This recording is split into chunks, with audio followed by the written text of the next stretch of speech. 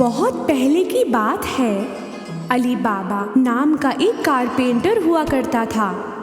वो अपनी पत्नी के साथ गरीबी में जिंदगी गुजार रहा था। अली बाबा अपने गधे को लेकर जंगल में लकड़ियां काटने जाया करता था और उन्हीं लकड़ियों को बेच के घर चलाता था। एक दिन वो लकड़ियां काटने जंगल गया। तभी उसे आवाज सुनाई दी घोड़ों के एक टोली की और उसे घबराहट होने लगी। शायद ये चोर है, मैं छुप जाता हूं। गधे को झाड़ियों के पीछे छुपा के अली बाबा पेड़ पर चढ़ गया। वो टोली सीधे उस पेड़ के नीचे ही आके रुकी। अली बाबा ने गिनती की, वो 40 थे। उन लोगों ने कुछ भारी सामान अपने घोड़ों से उतारा। अली बाबा को समझ में आ गया कि वो चोर हैं।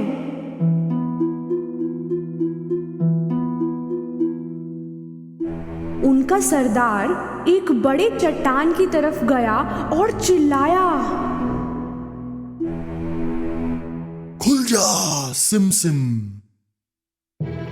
तभी कुछ अजीब सा हुआ। वो बड़ा चट्टान हट गया एक गेट की तरफ और सामने थी एक गुफा। सभी चोर एक एक करके अंदर गए अपने भारी सामान के साथ। आखिरी चोर के जाते ही वो चट्टान फिर से अपनी जगह आ गया। अली बाबा को भरोसा नहीं हुआ, पर थोड़ी देर में वो चट्टान फिर हिला और चोर बाहर आए।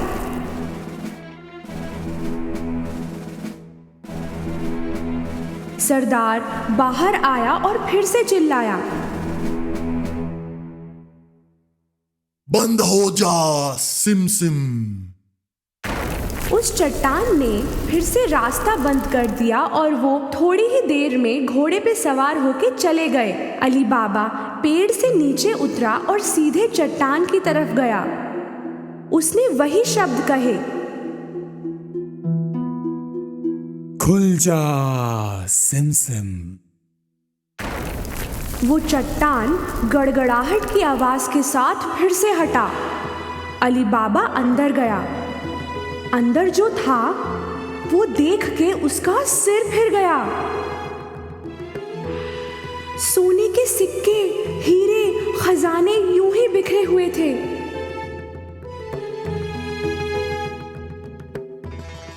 उसने चौंक के 3 झोले भर के सामान लिया और निकल गया। बाहर उसने फिर से वही शब्द बोले जो सरदार ने बोले थे, बंद हो जा सिम सिम। उसने सारा सामान अपने गधे पर रखा और घर चला। घर पहुंच के उसने अपनी पत्नी को वो सामान दिखाया। उसे भी समझ नहीं आया कि अली बाबा सब लाया कहां से, इतना सोना कहां से मिला। अली बाबा ने उसे सारी कहानी बताई। वो सुन के बड़ी खुश हुई और सामान निकालने लगी। चलो गिनते हैं, हमारे पास कितने सिक्के हैं। नहीं, एक गड्ढा खोदकर उसमें छुपा देते हैं। तो तुम दफनाने के लिए जगह बनाओ। मैं तुम्हारे भाई कासिम से नापने के लिए बर्तन लेके आती हूँ। अली बाबा का भाई कासिम बहुत अमीर था पर लालची भी। वो कभी अली बाबा की मदद नहीं करता, इसलिए अली बाबा ने बोला, सिक्कों के बारे में किसी से कुछ मत कहना, किसी से भी नहीं। उसकी पत्नी कासिम से नापने का बर्तन मांगने पहुंची।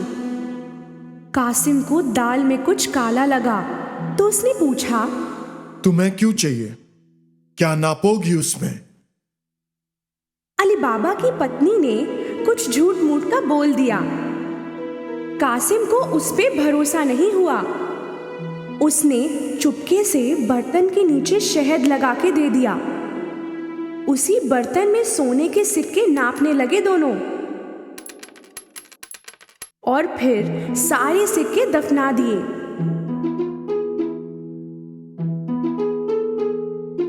उसके बाद अली बाबा की पत्नी कासिम को बर्तन लौटाने गई, पर उसने देखा ही नहीं कि बर्तन के नीचे सोने के सिक्के चिपक गए हैं। ये बहुत बड़ी गलती की उसने। कासिम को बर्तन मिलते ही उसने नीचे की तरफ देखा। सोने का सिक्का देख के वो हक्का बक्का रह गया। कहां से मिला होगा अली बाबा को वो सोना? कासिम की नींद उड़ गई। सुबह होते ही वो अली बाबा के घर गया और उसे बर्तन के नीचे लगा हुआ सिक्का दिखाया। अली बाबा, तुम सोना खरीद तो नहीं सकते, कहां से आया ये सोना? बताओ मुझे। अली बाबा ने उसे सारी कहानी बताई ताकि वो किसी और को इसके बारे में ना बताए। अगर तुम मुझे उस जगह नहीं ले चलते तो मैं चोरों को बता दूंगा तुमने क्या किया। पर कासिम, अली बाबा को मालूम था कि कासिम सच में बता देगा, इसलिए उसे उस जगह ले जाना ही पड़ा। वो गुफा इसी चट्टान के पीछे है। अब चलो यहाँ से, कहीं वो चोर फिर ना आ जाए। दोनों वापस घर लौट आए, पर कासिम का ध्यान वहीं गुफा में था। वो हाथों हाथ 2 गधे लेकर गुफा पहुंचा। वहां पहुंचते ही उसने वो शब्द दोहराए जो अली बाबा ने बोले थे, खुल जा सिम सिम। वो चट्टान हट गया और रास्ता खुल गया। कासिम को भरोसा नहीं हुआ। अंदर का नजारा उसे हक्का बक्का कर गया। इतना सोना देख के उसका दिमाग खराब हो गया। जल्दबाजी में उसने सोना भरा अपने झोलों में। जब जगह नहीं बची वो बाहर निकलने लगा, पर वो तो चट्टान से बंद पड़ा था और उसे खोलने के लिए जो शब्द बोलने थे वो उसे याद नहीं आ रहे थे, तो वो कुछ भी अनशंट बोलने लगा। खुल जा टिम टिम, खुल जा कुमकुम, खुल जा जिम जिम। कितना भी बोला पर वो चट्टान टस से मस नहीं हुआ। घबराया हुआ, उसे कोई रास्ता नहीं मिल रहा था। इतनी देर में चोर गुफा पहुंच गए। उनको कासिम के गधे देख के शक हुआ और उन्होंने अपनी तलवार निकाली। खुल जा सिम सिम।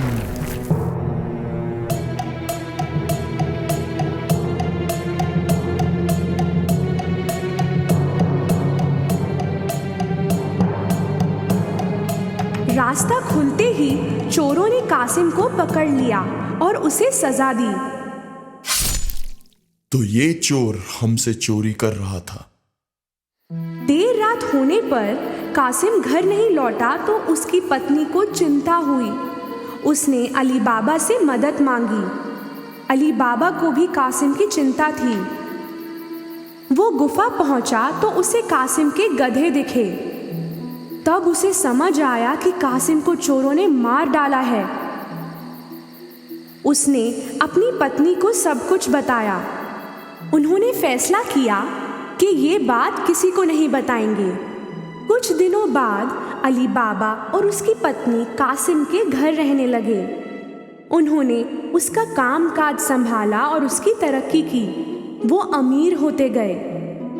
उसी समय चोरों के सरदार को समझ आया कि गुफा से सोना दिन पे दिन कम होता जा रहा है, तो उसने एक चोर को ध्यान रखने के लिए कहा, शहर में जाओ और देखो कि क्या कोई ऐसा है जो नया नया अमीर हुआ है और बहुत खर्चा करने लगा है। उस चोर की नजर पड़ी अली बाबा पर, जो सोने के सिक्के लेकर बाजार में घूम रहा था। उसने उसका पीछा किया। अली बाबा के घर में घुसते ही चोर ने दरवाजे पर निशान लगा दिया।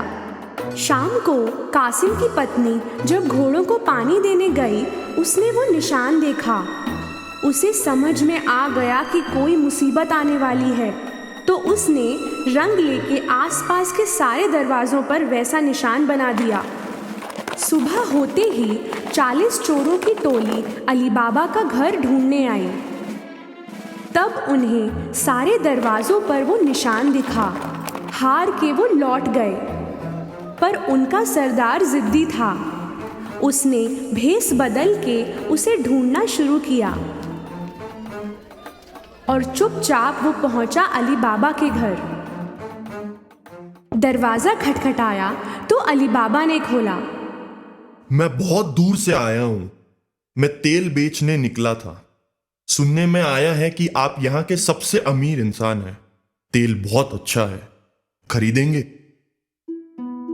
अली बाबा ने सरदार को तेल का व्यापारी समझ के रात को खाने पे आने के लिए कहा। तेल की 40 बरनियां लेके वो अली बाबा के घर पहुंचा। अली बाबा ने उसकी बहुत खातिरदारी की। रात को वहीं रुकने की सलाह देने पर सरदार ने खुशी खुशी हाँ कह दिया। जब वो दोनों खाना खा रहे थे, कासिम की पत्नी तेल की बरनियां देखने गई। उन्हें कुछ आवाज सुनाई दी। हम निकले अभी? नहीं नहीं, थोड़ी देर और। तब उन्हें समझ आया कि तेल नहीं, इनमें तो चोर छुपे हैं और उसे समझ आया कि ये लोग क्यों आए हैं। वो रसोई में गई और काफी तेल गरम किया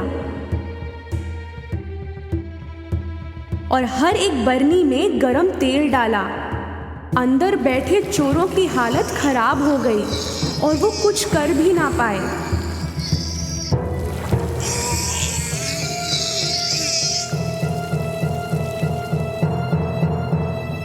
देर रात सबके सोने के बाद सरदार उनके पास आया।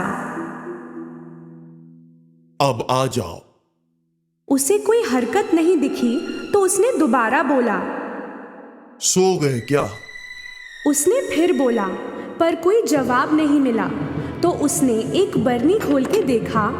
उसे जो दिखा उससे उसका दिल बैठ गया। कहीं वो भी ना पकड़ा जाए, इस डर से वो भागा और कभी वापस नहीं आया। अगली सुबह कासिम की पत्नी ने अली बाबा को ये हादसा बताया।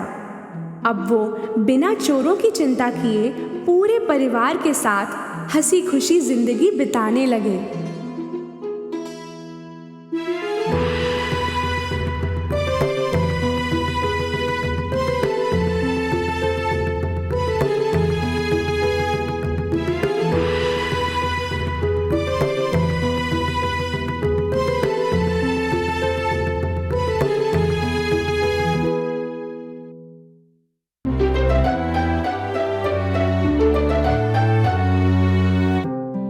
कई सालों पहले एक छोटे से शहर में एक खिलौने वाला रहता था जिसका नाम जिपेटो था।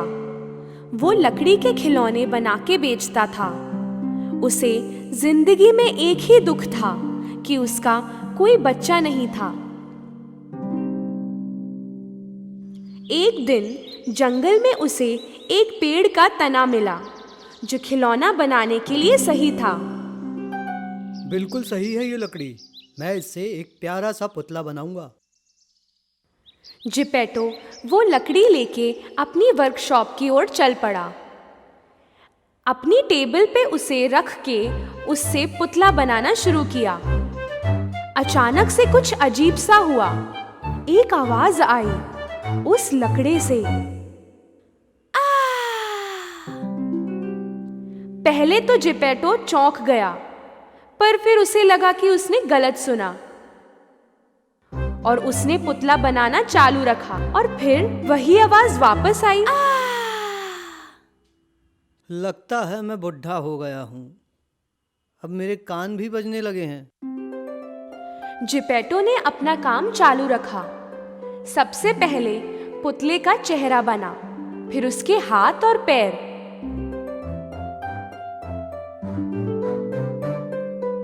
जिपेटो का पुतला पूरा बन गया। उसे कुर्सी पर रख के उसने सफाई शुरू की। तभी उसे एक आवाज आई, हेलो।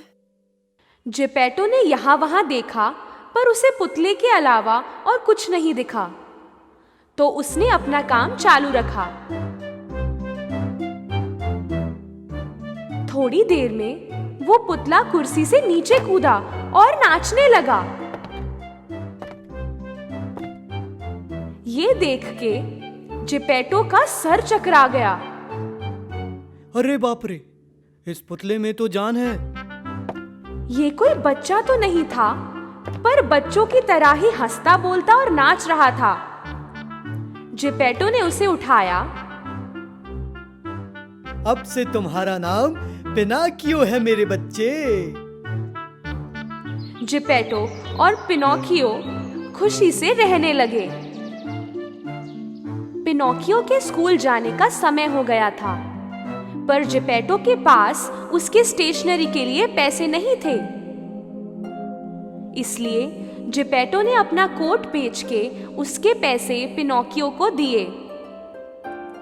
पिनोकियो उन पैसों के साथ स्कूल की ओर चल पड़ा, रास्ते में सारे लोगों और दुकानों को निहारते हुए। अचानक उसे सामने एक जगह खलबली सी दिखी। क्या हो रहा है जानने के लिए वो भीड़ के बीच में गया और आसानी से उस पार पहुंच गया। छोटा सा उस पार था एक रंग बिरंगा टेंट, सर्कस टेंट। वहां पे एक जोकर टिकट लेने के लिए लोगों को बुला रहा था। पिनोकियो को देखना था कि अंदर है क्या, पर उस जोकर ने उसे रोक लिया और कहा, अंदर जाने के लिए पैसे लगते हैं।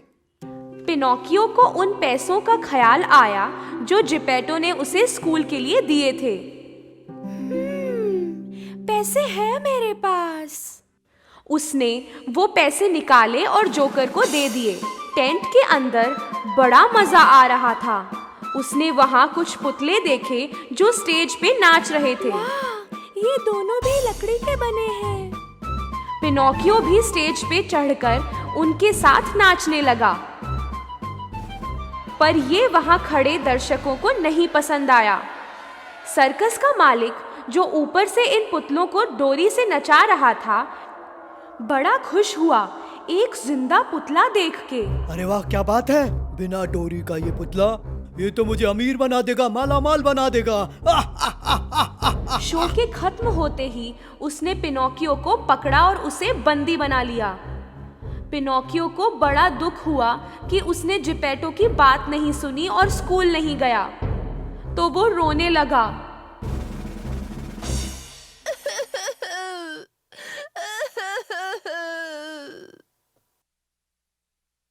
पिनोकियो को इस तरह अफसोस करते हुए देख एक फेरी वहां आई।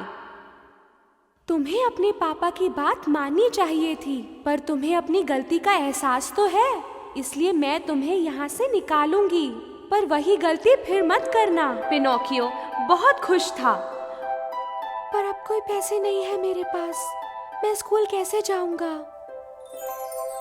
फेरी ने जादू किया और पिनोकियो के हाथ में पैसे आ गए। इस पैसे का गलत इस्तेमाल मत करना, अब सीधे स्कूल जाओ। फेरी ने उसे सर्कस से छुड़ा लिया। खुशी से घूमते गाते पिनोकियो स्कूल की ओर चल पड़ा फिर से।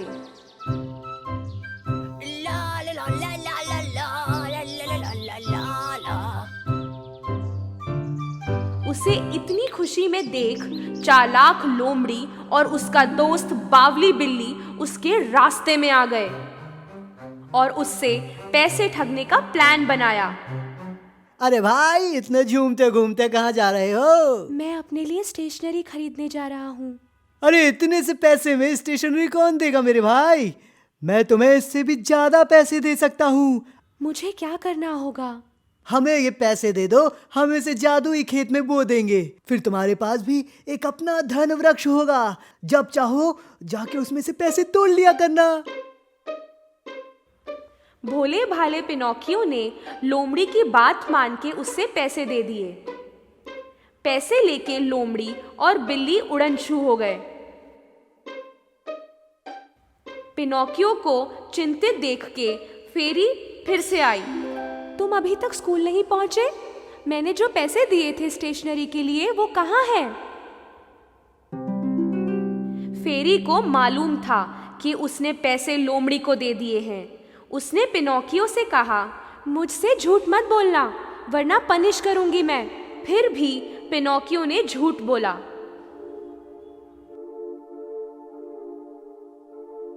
मैंने स्टेशनरी खरीद लिया पर स्कूल में रख दिया है। इतना बोलते ही उसकी नाक लंबी होने लगी। क्या तुम सच कह रहे हो? जैसे जैसे वो झूठ बोलता गया उसकी नाक और लंबी होती गई, इतना लंबा कि अब सर हिलाना मुश्किल हो गया था। अरे रे, ये क्या हो रहा है? फिर उसने फेरी को सच सच सब बता दिया कि क्या हुआ था। पिनोकियो ने सच्चाई का रास्ता चुना, इसलिए फेरी ने उसकी नाक ठीक कर दी। मैंने तुम्हें माफ किया क्योंकि तुमने सच कहा। जादू से उसने वो पैसे पिनोकियो को दे दिए जो लोमड़ी ने उससे लिए थे और उसे समझाया कि पैसे बर्बाद ना करे। फिर से पैसों को हाथ में लिए पिनोकियो झूमते गाते फिर से आगे बढ़ने लगा और अब एक नई मुसीबत सामने आई। सर्कस का मालिक जिसने उसे बंदी बनाया था वही खड़ा था। सर्कस वाला पिनोकियो से बहुत नाराज था क्योंकि वो वहां से भाग गया था। वो उसे पनिश करना चाहता था। उसने पिनोकियो को उठा के समंदर में फेंक दिया। पिनोकियो समंदर में गिरा तो सही पर डूबा नहीं, वो ऊपर ही रहा क्योंकि वो लकड़ी का बना हुआ था। उसको ऊपर रहने में बड़ा मजा आ रहा था और उसने हाथ पांव चला के तैरना शुरू कर दिया और वो धीरे धीरे किनारे की तरफ जाने लगा। अरे ये क्या हुआ? कहाँ हूं मैं? पिनोकियो ने अचानक खुद को एक अंधेरी सी जगह में पाया। इधर उधर कुछ भी नजर नहीं आ रहा था। असल में पिनोकियो को एक बड़ी सी मछली ने निगल लिया था और अब वो उसके पेट के अंदर था। दूसरी तरफ जिपेटो पिनोकियो को लेकर चिंतित था और उसे ढूंढने बाहर निकला। Pinocchio, Pinocchio! आखिर में वो उस जगह पहुंचा जहां से पिनोकियो को समंदर में गिराया गया था। वहां मछुआरों से पूछा। एक मछुआरे को पता था उस लड़के के बारे में। उसने बोला कि वो समंदर में गिर गया था। जिपेटो ने उसे मदद मांगी। उन्हें मालूम था कि जिपेटो एक अच्छा इंसान है। वो तैयार हो गए उसकी मदद करने के लिए। जिपेटो को उसने एक छोटी सी नाव दी पिनोकियो को बचाने के लिए। जिपेटो नाव लेके समंदर में जाता रहा। थोड़ी देर में एक भयानक तूफान आने लगा। इस छोटी सी नाव से बड़े बड़े लहरों का सामना नहीं किया गया और वो डूब गई। और जिपेटो अचानक समंदर के पानी में था। जिपेटो की उम्र बहुत ज्यादा थी और उसे तैरना भी नहीं आता था। वो समंदर की गहराइयों में जाने लगा। उसी समय जिस बड़ी मछली ने पिनोकियो को निगला था उसी ने जिपेटो को भी निगल लिया। जिपेटो उसके गले से उतर के सीधा पेट में गया और उसे एक बच्चे के रोने की आवाज आई। उसे ये आवाज एकाएक पहचान में आ गई। पिनोकियो, मेरे बच्चे, तुम मिल गए आखिर। कितना परेशान था मैं। अपने पापा की आवाज सुन के पिनोकियो रोते हुए उनसे गले मिला। सॉरी पापा, मैंने आपकी बात नहीं सुनी। मुझे माफ कर दो। अब से मैं हमेशा आपकी बात मानूंगा। ये देख के कि इस बार पिनोकियो सच में बुरा महसूस कर रहा था, फेरी ने उन दोनों को मछली के पेट से निकालकर सही सलामत किनारे पे पहुंचा दिया। उस दिन से पिनोकियो सयाना हो गया और हमेशा अपने पापा की सुनता। हर रोज वो स्कूल जाता और स्कूल के बाद पापा की मदद करता। फेरी ने देखा कि पिनोकियो ने खुद को इतना अच्छा बच्चा बनाया और उसे इनाम देने की सोची उसने। एक रात जब पिनोकियो सो रहा था, वो उसके पास आई और उस पे जादू किया। सुबह होते ही पिनोकियो स्कूल के लिए तैयार होने लगा। उठते समय उसे महसूस हुआ कि कुछ अलग है। उसने अपने हाथ देखे, फिर बाकी शरीर देखा। वो चौंक गया। वो अब लकड़ी का ना रहा, वो सभी इंसानों की तरह था, वैसी ही चमड़ी थी। वो कूद के अपने पापा के पास गया। पापा, पापा, मुझे देखो। अपने बेटे को पूरी तरह इंसान हुए देख जिपेटो बहुत खुश हुआ। पिनोचियो, अब तुम मेरे असली बेटे हो। पापा बेटे दोनों गले मिले, आंखों में आंसू लिए खुशी के। पिनोकियो ने फिर कभी झूठ नहीं कहा और उसकी नाक जैसी की तैसी रही।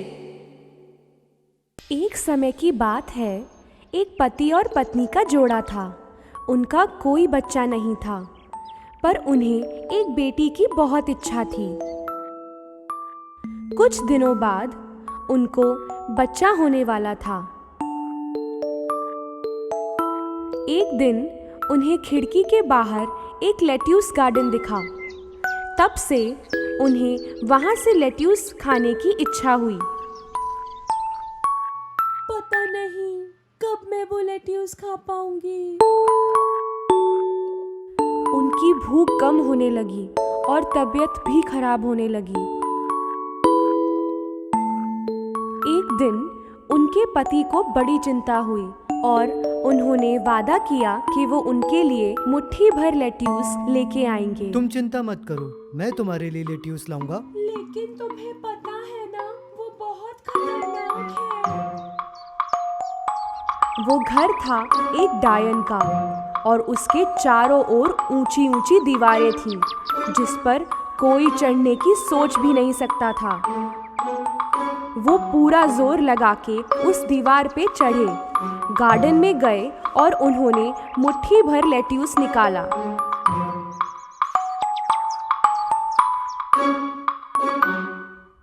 उनकी पत्नी ने बड़े शौक से लेट्यूस खाया और बेहतर महसूस करने लगी, पर मुट्ठी भर लेट्यूस से उनका जी नहीं भरा। अगले दिन उनके पति फिर से उस गार्डन में गए, पर इस बार वो डायन वहीं खड़ी थी। इतनी हिम्मत कि मेरे गार्डन में आके मेरा लेट्यूस चुराते हो।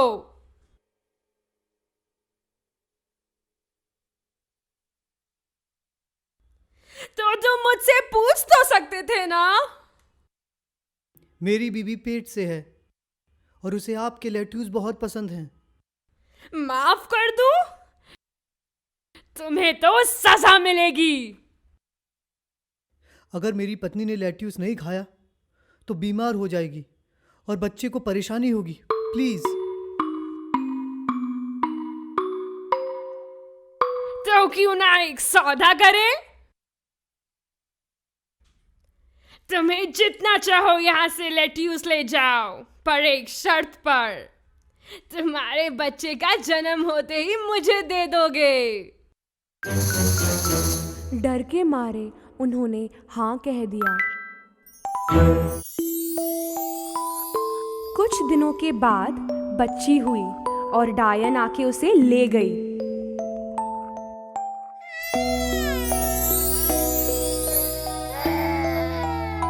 उसने उसका नाम रखा रैपुंज़ेल, क्योंकि जो लेट्यूस उसकी मॉम खाती थी उसका नाम भी वही था।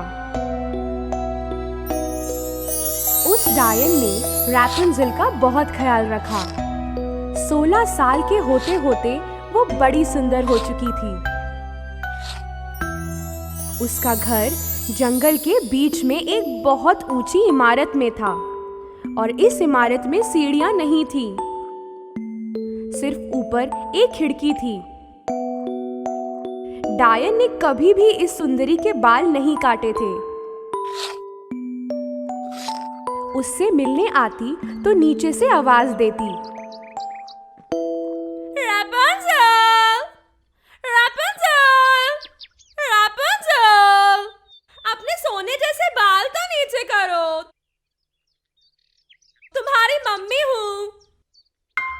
अपनी खिड़की से रैपुंज़ेल अपने सोने जैसे बाल नीचे करती और उसी के सहारे ये डायन उस पे चढ़ जाती।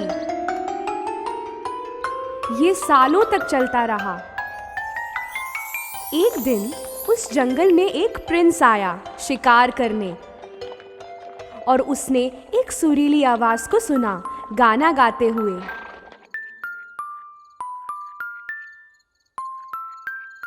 वाह, कितनी सुरीली आवाज है।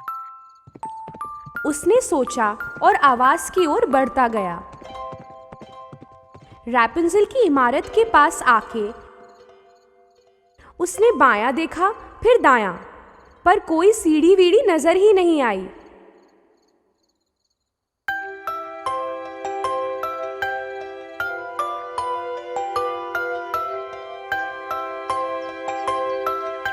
वो आवाज प्रिंस को हर रोज वहां खींच लाती थी, पर ऊपर चढ़ना ही नहीं हो पाया।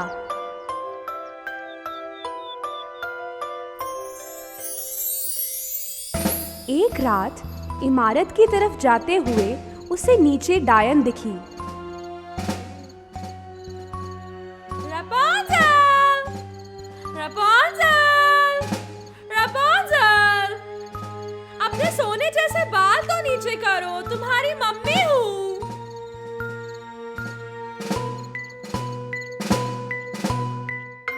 अपनी खिड़की से रैपुंज़ेल ने अपने सोने जैसे बाल नीचे करती और उसी के सहारे ये डायन उस पे चढ़ जाती। अगले दिन सूरज ढलते ही प्रिंस वहां गया और आवाज बदल के चिल्लाया, रैपुंज़ेल! रैपुंज़ेल! अपने सोने जैसे बाल तो नीचे करो, मैं तुम्हारी मम्मी हूँ।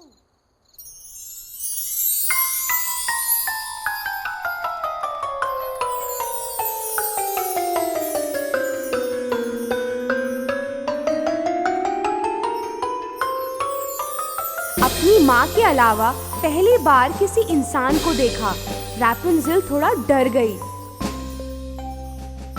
तुम मम्मी नहीं हो, क्यों आए हो यहाँ? डरने की कोई बात नहीं है। तुम्हारा गाना सुन के तुम्हारी आवाज से प्यार हो गया। आवाज किसकी है बस यही देखना था।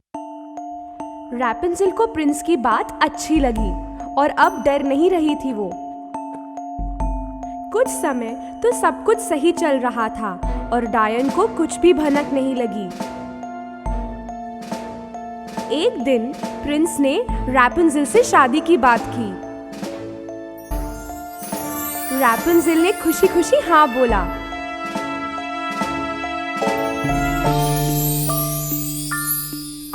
पर रैपुंज़ेल को नीचे जाने का कोई तरीका नहीं सूझ रहा था। अचानक एक आइडिया आया। हर बार प्रिंस एक कपड़े का टुकड़ा लेके आता था, रैपुंज़ेल उनको जोड़ के एक रस्सी बना रही थी। पर एक दिन रैपुंज़ेल से एक गलती हो गई और उसके मुंह से एक बात निकल गई। मम्मी, आपसे ज्यादा तेज तो प्रिंस चढ़ता है। प्रिंस? कौन प्रिंस? डायन को समझ में आ गया कि कुछ गड़बड़ है और वो चिल्लाने लगी। तुमने मुझे धोखा दिया है। मैं तुम्हें बाहर की दुनिया से बचाना चाहती थी।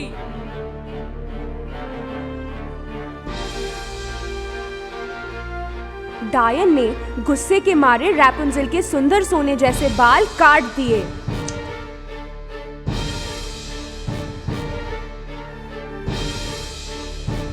और उसे एक दूर दराज के रेगिस्तान में भेज दिया। उस रात डायन घर पे प्रिंस के आने का इंतजार कर रही थी। थोड़ी देर में प्रिंस की आवाज आई। रैपुंज़ेल! रैपुंज़ेल! अपने सोने जैसे बाल तो नीचे करो, मैं हूँ प्रिंस। डायन ने रैपुंज़ेल के बाल नीचे कर दिए। ऊपर कौन है न जानते हुए प्रिंस चढ़ने लगा। वहां पे रैपुंज़ेल नहीं बल्कि डायन दिखी। वो समझ गया कि कुछ बुरा हुआ है। डायन उसकी तरफ आ रही थी कि प्रिंस घबरा के गिर गया। नीचे कुछ पौधे थे।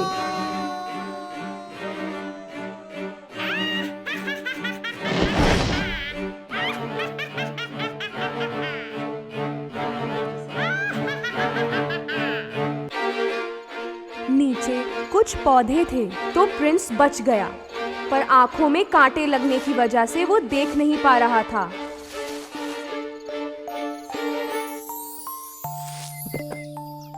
बिना देखे प्रिंस जंगल में घूमता रहा, रैपुंज़ेल को ढूंढते हुए।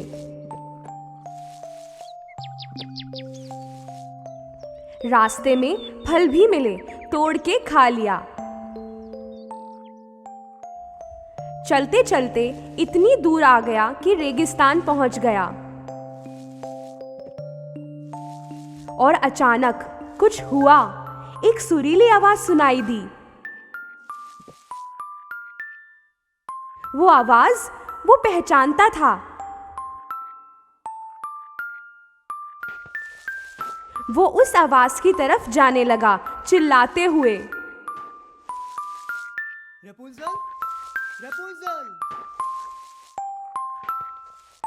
रैपुंज़ेल ने प्रिंस की आवाज पहचान ली। प्रिंस तुम? वो उसकी तरफ दौड़ने लगी। तुम यहाँ? दोनों कितने खुश हुए। मिलते ही दोनों गले लगे और वो रोने लगी। रैपुंज़ेल के आंसू प्रिंस की आंखों पर गिरे और अचानक एक चमत्कार हुआ और प्रिंस आंखें खोल के देखने लगा। ये देख के रैपुंज़ेल बहुत खुश हुई।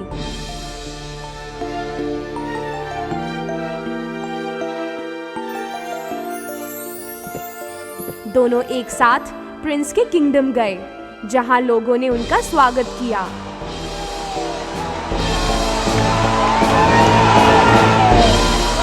और दोनों हमेशा खुश रहे।